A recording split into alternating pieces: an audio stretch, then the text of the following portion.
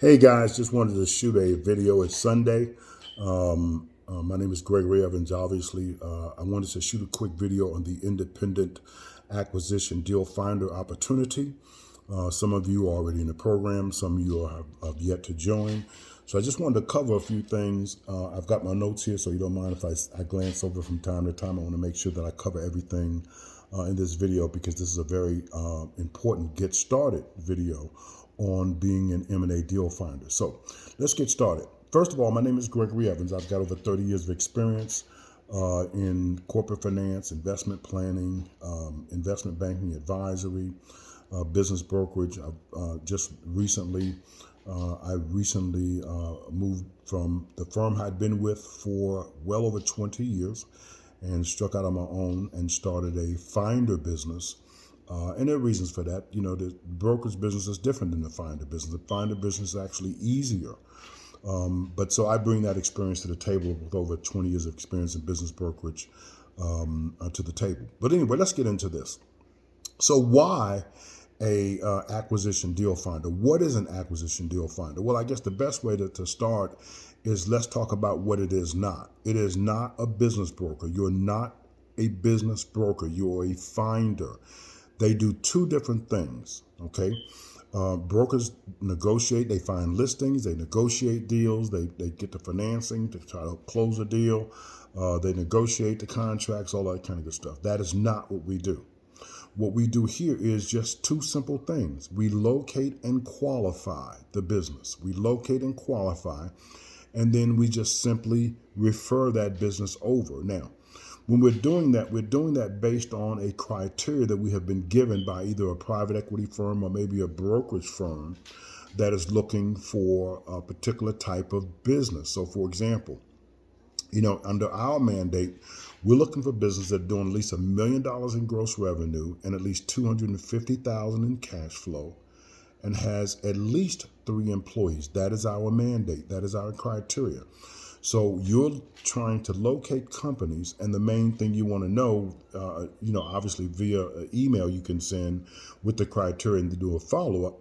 But in that email, you're going to talk about your criteria. What we're looking for, businesses that are doing at least $1 million in gross revenue, at least $250,000 in cash flow, and has at least 3 employees.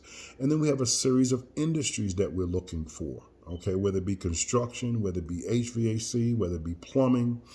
There's a host of industries that we're looking at. And you have that if you're in this program, you have that in the initial email that you would send out. It's an introduction email. Okay, it's in the main bundle. Now, let me make sure I'm covering everything here. So here's the thing that's really, really important. As you notice, the first word in independent acquisition deal finder is the word independent. So let me just say a word about that, because this is the most important thing to understand. Folks, this is a position in which you're an independent. You're running your own show. This is your firm. Every one of us is a competitor with the others. So think about it. We're competitors. So you want to be self-sufficient. Everything that needs to be done in your business, you won't learn from me. Most of what you need to learn, you'll do on your own. So be self-sufficient. I'm giving you plenty of tools. It's very easy to do this. The most important thing to do to be successful at this is just to be persistent. All right. I'm going to give you some great ideas on how to get started. It's not very difficult. All you have to do is just follow through. It's very, very simple. Okay. But remember, independent. You don't want to be one of those people that needs a lot of hand holding. This is not the place for that. Okay. I'm not a teacher. I'm not a guru. This is real life. We're running businesses here. So you're an independent advisor. You're running an independent consulting firm. Remember that. That's the most important thing. Now, make sure a couple other things I want to cover here. Okay. Let's talk about coming up with a company name. You want to make sure you have a company name. All right. You can be a DBA. You can be an LLC. You're running a service-based business. That's up to you, between you and your advisor, but it's very simple. But have a company name. You can start out with a name and then, you know, maybe change it later. But you can start as a DBA, doing business as name. Okay, be a sole proprietor for a while until you decide you want to incorporate. That's a very simple way to go. Okay, but that's between you and your advisor. I'm not here to give tax advice. Now, yeah, your only assignment is to just to find and locate. Remember, you can get lists from all different types of places. We can provide you with a list. You can get a list. The list will have, first of all, these are lists of middle market, what I consider lower middle market businesses. What is a lower middle market business? A lower middle market business is a business typically between $3 and $10 million in revenue. Okay. There's a crossover between brokerage and private equity, and we're not going to get into that too deep. But Main Street businesses are primarily the domain of business brokerage. Of course, I worked for a firm whose moniker was the Main Street Business Broker. Okay, I just happened to work at two different places for the same brokerage firm. I worked in Charlotte with them, and I worked here in the Deep South with them. And there was a main difference. The main difference between the two, the business in Charlotte, which is where I came from and where I began to get the good training, the person who ran the office there, I was also on the audit committee, so I learned a lot. His brother and he were both in the office. They were focused on mostly M&A. In fact, they were the largest M&A office within that 500 some office, 500 some system, different firms around the country, because they were a franchise business broker. And as a franchise business broker, they had well over 450 branches around the country. Well, the one that I was in Charlotte was the number one M&A office. So when I started out learning M&A, and not really Main Street business brokers. But I knew a lot about Main Street business brokers prior because I've worked, consulting firms and those types of things. But this was a different experience. Business brokerage was a different experience. Business brokerage really set me up to really understand how businesses, most people have no idea how small businesses really, really work. And the business brokerage industry was a great grounding for that, did over 20 years. But one of the reasons I left the brokerage business is because the brokerage business in many ways is different now than before. Technology has changed a lot of things, but it's basically the same. But but some changes. Number one change is, first of all, and it's not even a change. It's something that's always been there. A business brokerage sale is a very long sales cycle. Business owners ask me all the time, "How long do you think it'll take to sell my business?" And I always respond, somewhere between now and never. Now and never. So how would I know how long it's going to take for the business sale? But to be honest, or to be upfront, not to be honest. I mean, we're always going to be honest, but to be real upfront about this, businesses buy are bought and sold based on cash flow. People look at what type of business it is.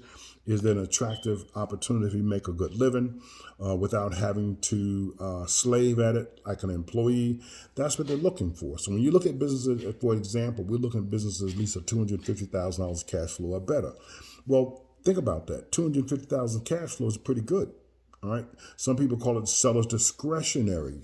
All right. Seller's discretion. That's the income that's at the seller's discretion. That is gross minus expenses, gross revenues minus expenses. So you're looking at seller's discretionary. Well, that's a big number. And so in many cases, when people go looking for a business at a brokerage firm, the first thing they're looking at is, well, how much income is it throwing off? If I took over that person's job and I sat in that same seat, how much could I expect to make? All right. And there's some things to go into that.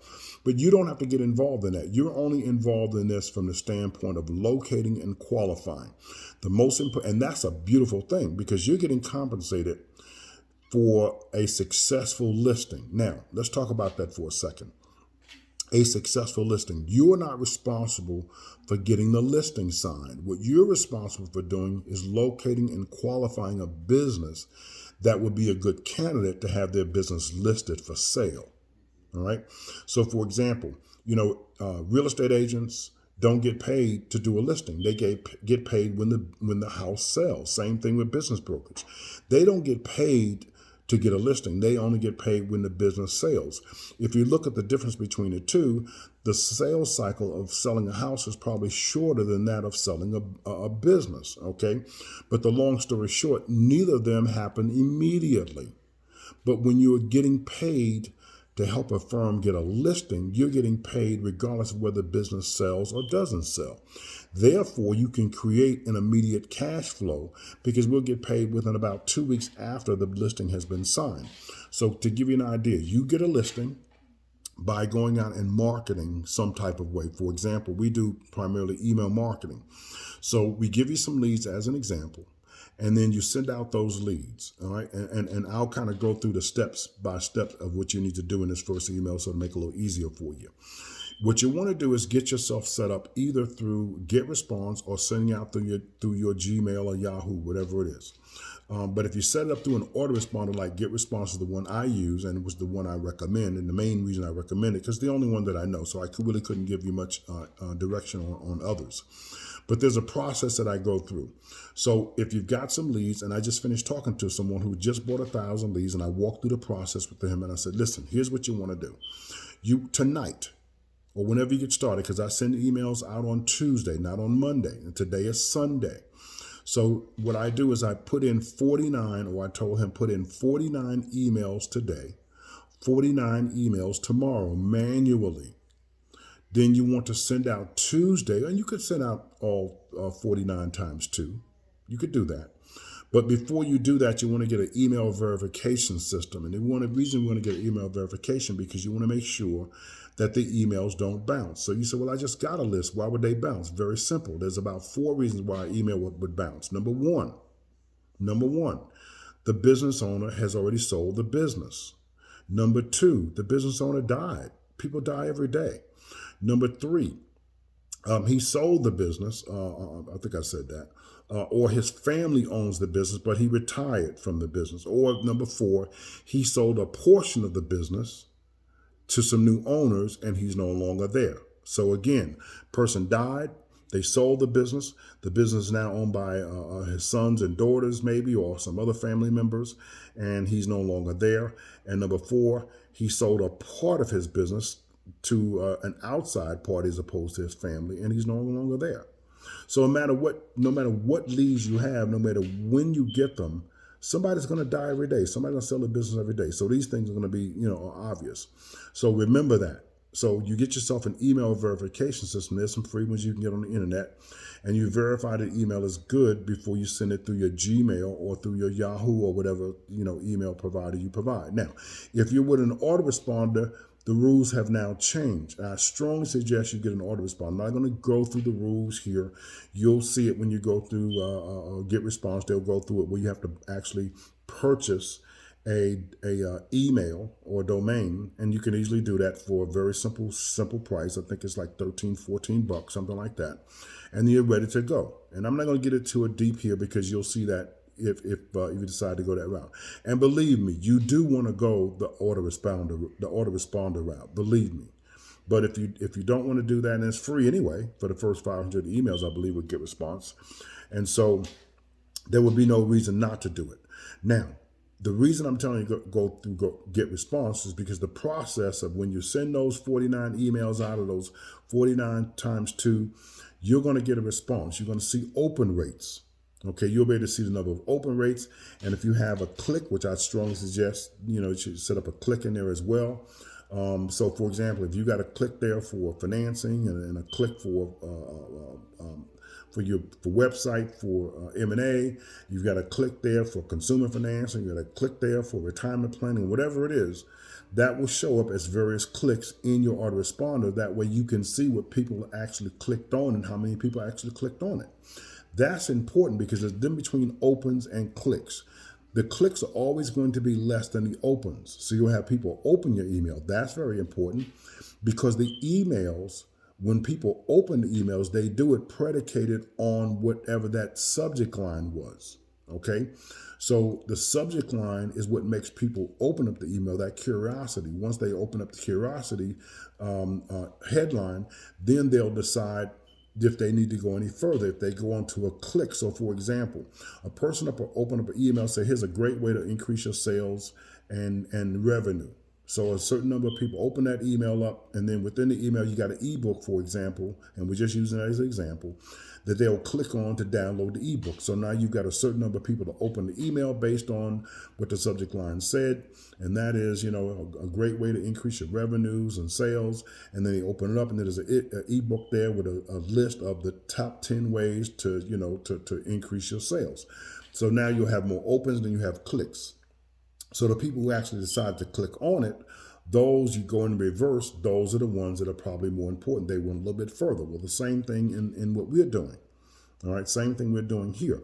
You'll be able to see the number of people are opening it, and then you'll have people for a click. And we'll go through it in some other emails, but what you want to do on this very first one is just use the initial email that you've given, get yourself some leads, whether it be, in fact, I opened up 20 leads today for $100. That's really, $20 for 100 leads. That's what it is, $20 for 100 leads. You really don't want to do, I had a promotion for I think for $10 for 50 leads. And quite honestly, come on, let's be for real. If you got those 4 reasons why a person could possibly bounce, then you subtract it and say you lose 10. So now you got 40. So you're better off really just spending $20 as a minimum. I had a gentleman today started out with 1,000. Not everybody can do 1,000. But remember, with 1,000 leads, that's going to take you several weeks of really making some good calls. Now, let me show you something. Let me talk about calls, because I didn't really mean to say calls, but since we're there, let me talk about this.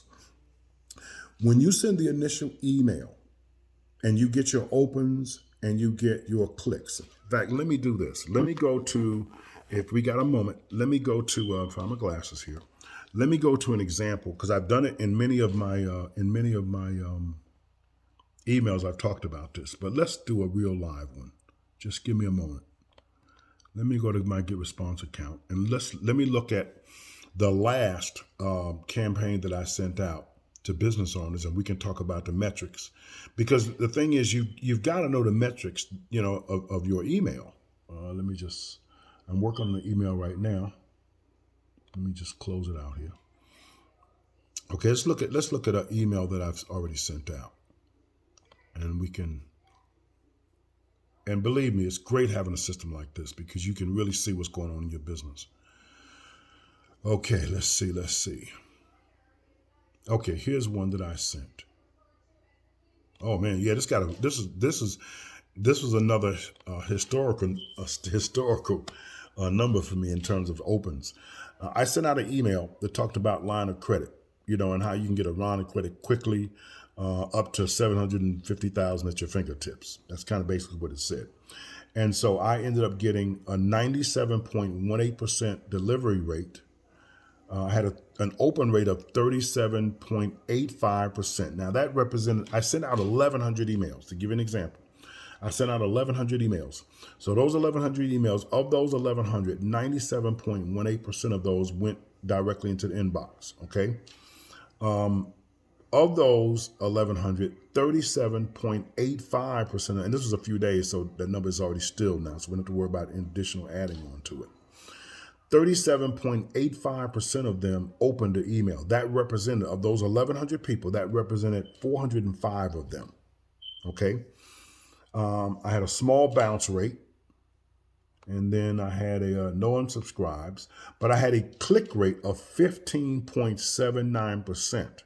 Now, what does that mean? That means that was 169%. That means of the 37.85% of the people that opened it, the 405 people that opened the email, 169 of them, or 41.73% of the 37.85 opened up the email. That represented 169 people. So I've got 169 people that clicked on to some information I had on a financing tool. Didn't have anything to do with M&A. M&A was mentioned in the email. You see what I mean? But no, this one wasn't M&A. This was strictly, this one was strictly financing, because I'd said that. But but that headline, almost 40% of the people opened the email because of the headline. Of the 40% that opened it, almost nearly 37.85, but nearly 40% of the people opened the email, a little over 40% of them clicked on to find out more.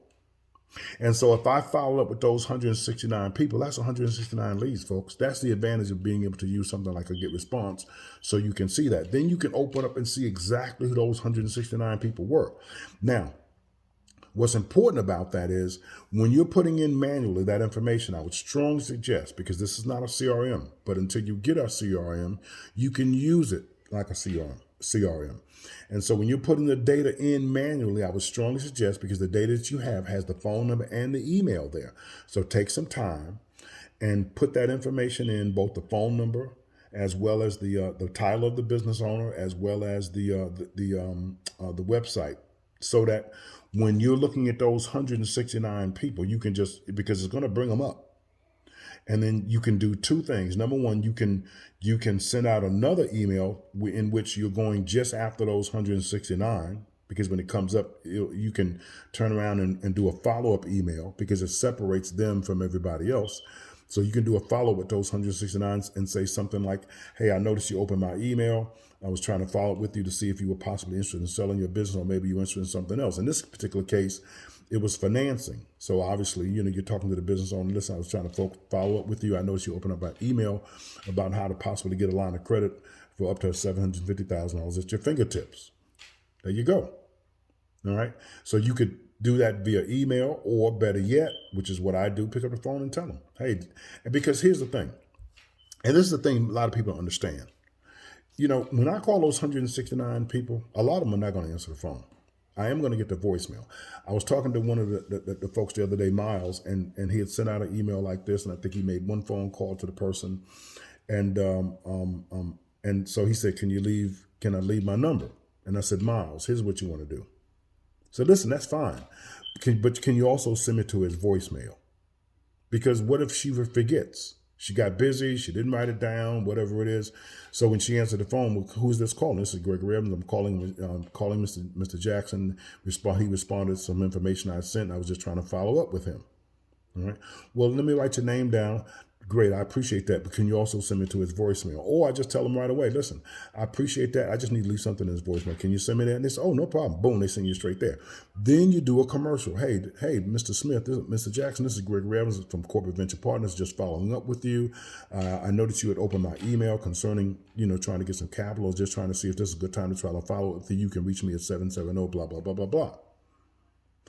I always love doing that, because that's how you get callbacks. That's what you do on a regular basis. I do it by phone. You can do it by email.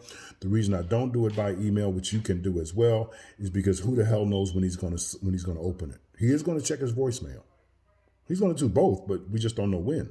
Chances are he'll check his voicemail before he checks his email. Who the heck knows? I don't know. So I do both. Sure. Take my name. My name is Gregory Evans. My number is 770. I'm with Corporate Venture Partners. Please leave information. I make sure what time I wrote it down. And also, now, can you send me to his voicemail? I do that all the time. All right.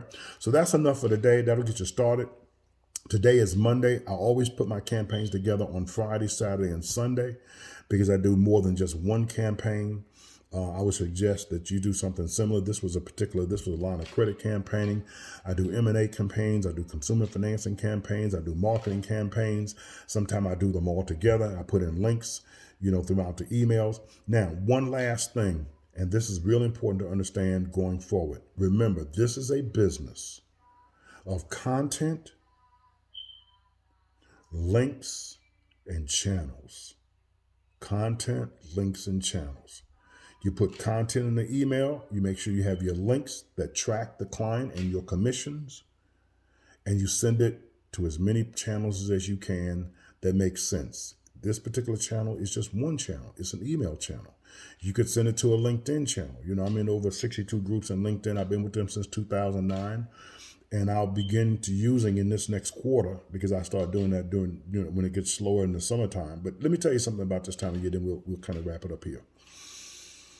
You have to pay attention to the seasons. We are finishing up tax season now. Business owners just went through a very harrowing experience. They're mad. A lot of business. I used to work for a tax firm, and dealing with middle market companies. These are the guys that pay a lot more taxes than you do on average. He's got 35 employees. He's pulling down $250,000 gross. Something. He lives in a beautiful home. He's got a boat, 3 cars. That kind of thing.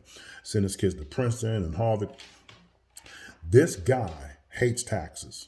and this, he just finished paying some taxes, or in many cases, and in fact, in many cases, they have